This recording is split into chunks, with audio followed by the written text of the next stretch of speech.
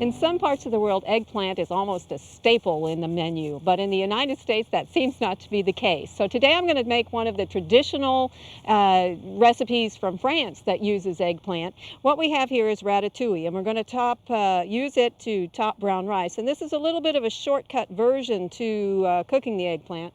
I've got 1 to 2 tablespoons of olive oil, and to that, let it get just a little bit hotter, I'm going to add 1 eggplant that I've cut up, a small onion that's been chopped, and 1 small zucchini.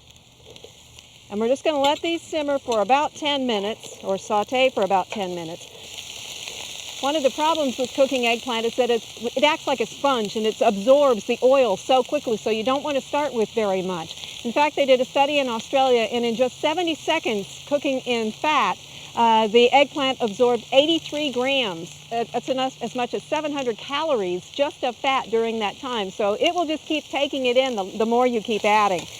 One of the nice things about it is, though, the longer you cook it, it pretty much will hold its shape if you get one that's in good condition to start with. So it's got some pluses and its minuses, but it has a wonderful flavor once you get it done, and it will, because it absorbs so many things, it will absorb the flavors of those other things around it. Next step on this, see how nicely that's browned up in the skillet. If you get one that's too small, or you use a Dutch oven, or you make the recipe larger, you're going to have to cook it longer than the 10 minutes, and you're probably not going to get this nice brown color. I've got 2 cups of salsa. You can use the hottest salsa or the mildest salsa that you want. This eggplant, because it's often somewhat bitter, goes very, very well with tomatoes.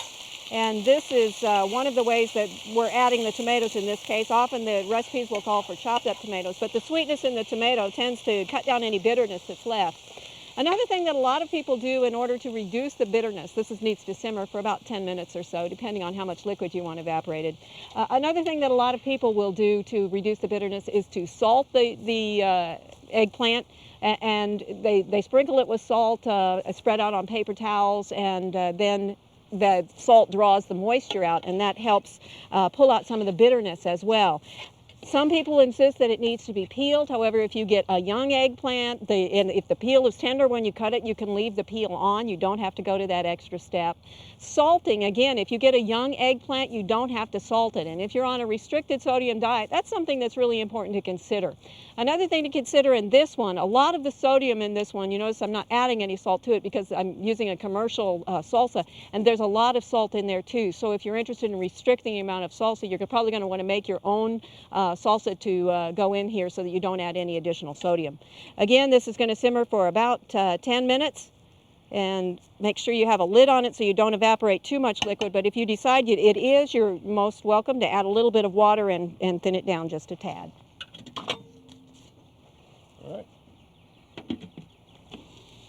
All right. You can see here that it has thickened up. Now I'm going to serve this over brown rice when I get to that point. You could also serve it on top of a baked potato. That would be really nice as well. Last couple of things I'm going to add to this. It's about 1/3 cup of Parmesan cheese and 1/2 teaspoon of black pepper. Now, if you got really spicy salsa, you may not want to add the black pepper. You may think that it's seasoned well enough, or if your family likes things very, very mild, that may do it too. So it's just a matter of stirring those two in. Gives that a little bit of time to soften and melt the cheese a bit, and then you're ready to go. Again, I'm serving it on brown rice for the extra nutrition value that you get with the fiber and the remaining whole and having the rice intact, but you could serve it on a baked potato and have a very nice meal as well. This becomes either a side dish, or you could use it as a main dish for a meatless meal, a meatless lunch. It would be really great and save the chicken and the beef for dinner time. I hope you'll try this. It's ratatouille topped brown rice. Pro Gardening. This is Barbara Brown.